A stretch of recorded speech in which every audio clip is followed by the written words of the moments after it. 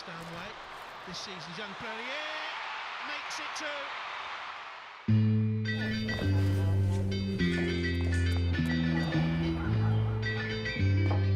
It's everything you've ever wanted from being a little kid.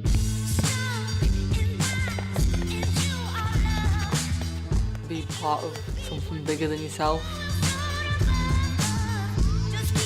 Togetherness, that's the thing that makes the difference. Always looking out for your teammate when you're in a team game.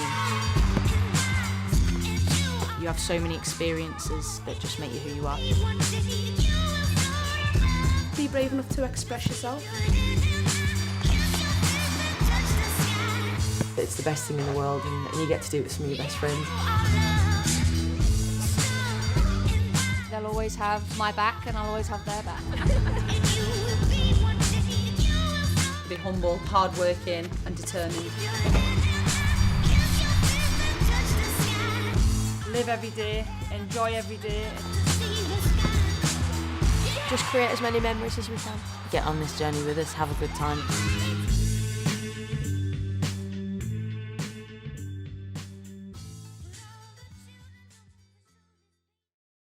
Hi, welcome to Going OTT on the Women's Game, interview with the FA's Kelly Simmons.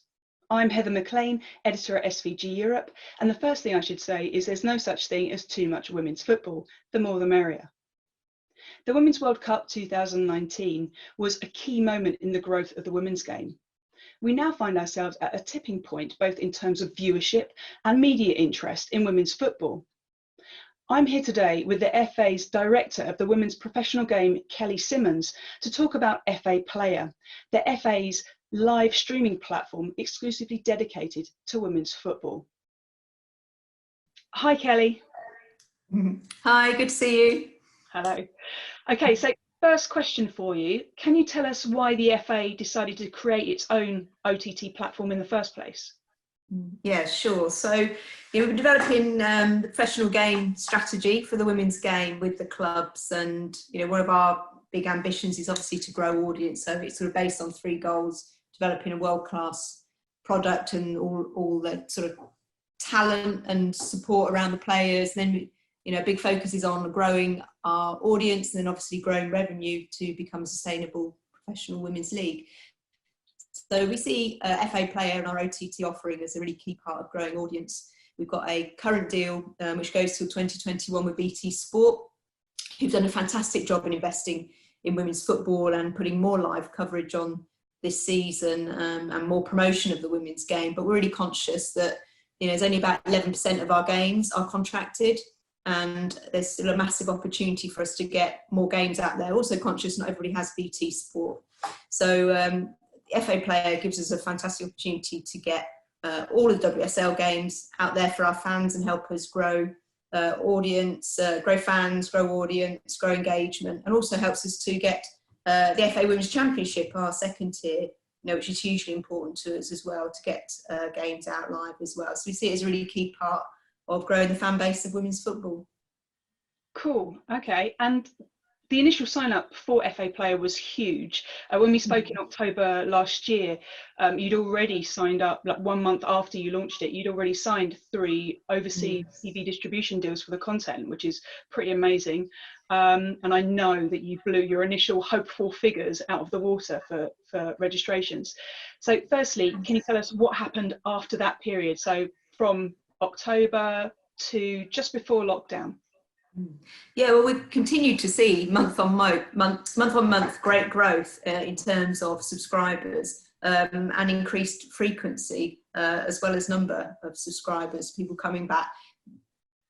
No doubt live games is a big driver. So that is, over 60% coming in to watch live games, but we're seeing increasing numbers coming in to look at, to watch highlights and short form content as well. So yeah, continued growth. We've also seen a number of overseas rights deals. So I can't remember when we last spoke, but I think one of the first ones was Sky Mexico and some of the South American market.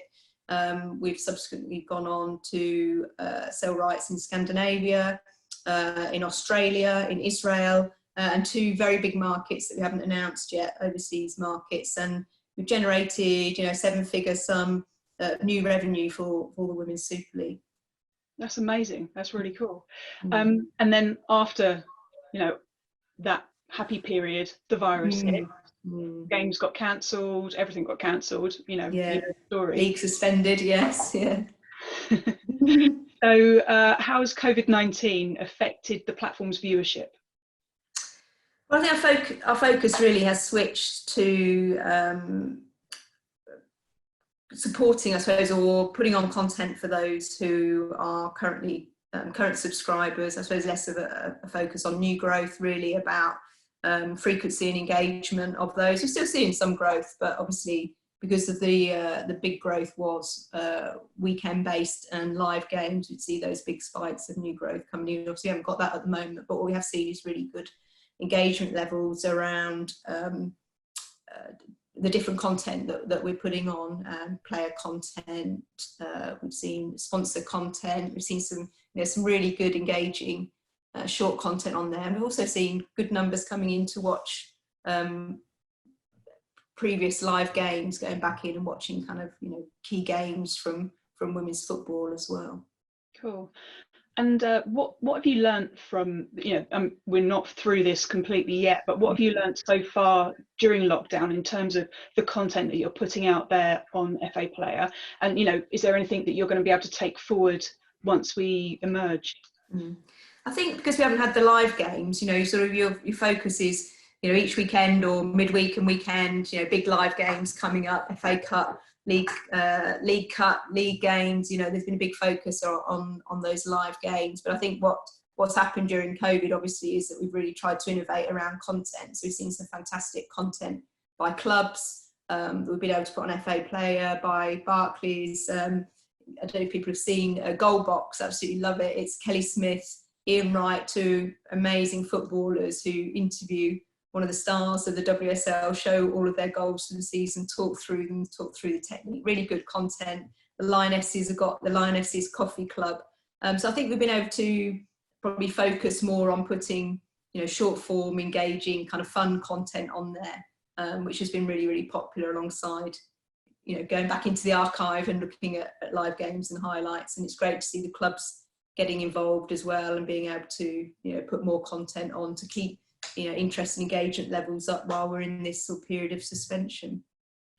Yeah, and talking of the Lionesses, I know that you were really looking, after the Women's World Cup 2019, you were really looking forward to the Olympics this year, which the Lionesses had already qualified for, but is now in 2021.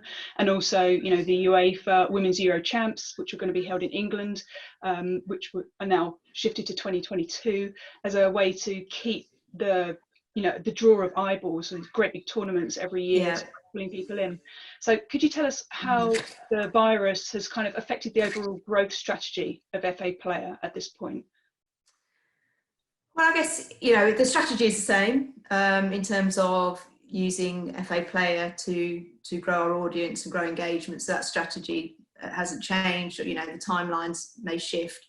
The whole international women's calendar has been changing in front of our eyes. So we're sort of replanning everything, as most people are in most industries, I'm sure. But we've still got some incredible years coming up. So everything's shifted a year in terms of the big events, but we've still got the Olympics to look forward to in 21. We've got Euros on home soil in 22. We've got the Women's World Cup in 23. We've still got I think it's 5 seasons we've got of major events in the summer. There's big sort of hooks to really grow the women's football fan base and then pull them through into domestic women's football in terms of the Women's Super League and the Women's Championship. So, still great opportunities, frustrating at the moment, but, still great opportunities ahead for the women's game and for FA Player. Yeah, onwards and upwards.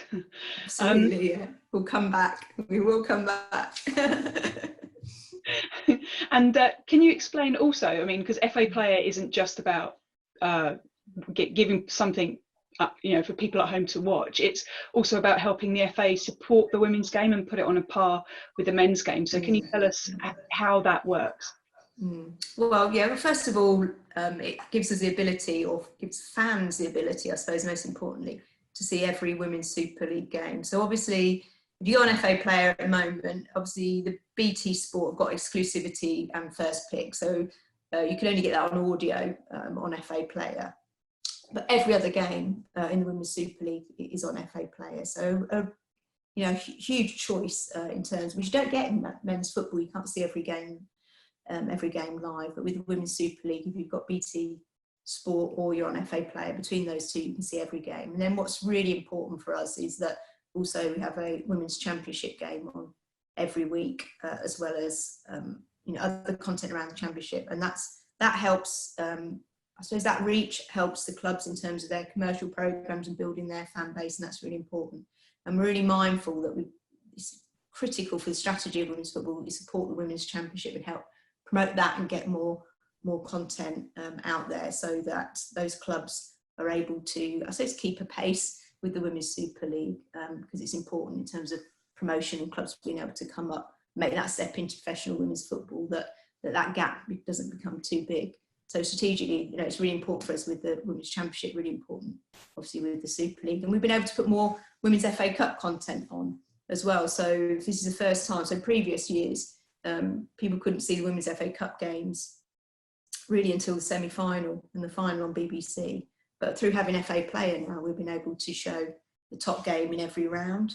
And that's something we want to keep building on in terms of our League Cup and our FA Cup, getting more live games out there for women's football fans and helping grow audience and ultimately support clubs and the league to grow revenue. Talking of growing revenue, my last question for you is, so we know Women's Super League and FA Player are roaring successes, but when do you see the women's game going mainstream? When do you see it being commercially viable, and what does that mean for the FA? Well, we set out, I think when I took this job, I said that the thing that really excited me about it was that I felt that the Women's Super League and the top of the women's professional game could break through and become mainstream. And I think in terms of, you look at women's sport, the big competitions, sort of the World Cups, European Championships, there's a lot of profile. There's these big sort of peaks of interest, and then the sport sort of disappears in terms of its sort of domestic game, and you don't really hear much. But I do think with women's football that absolutely it can be the breakthrough sport. And I think we were showing that, pre-COVID, we were 250% up on attendances, 40% up on our audiences. We'd had some huge attendances. We're selling rights overseas. We're preparing for the new domestic rights deal in 2021, which we know will be really, really competitive and a really key part of our growing audience and growing revenue. And we're on this fantastic trajectory in terms of sustainability. Why do I think growing sustainability is important is because you want the women's game to, control its destiny. So you want enough revenue that the women's clubs can be professional without, decisions made by the men's club as to whether it would part fund it. And at the moment, that is the only way that we can have professional women's football. And that is, it's fantastic and really, really important. But ultimately, you want it to grow enough revenue that it can be self-sustaining and protected, really, so that the clubs are there for the long term, not as to whether people are prepared to invest. Clubs are prepared to invest significantly in their women's team to be professional. So that's what I'm really passionate about, is about protecting it for the long term, so that it can stand on its own feet and thrive, on its own. Great. Thank you very much for your time, Kelly. Okay. All right. Thanks very much.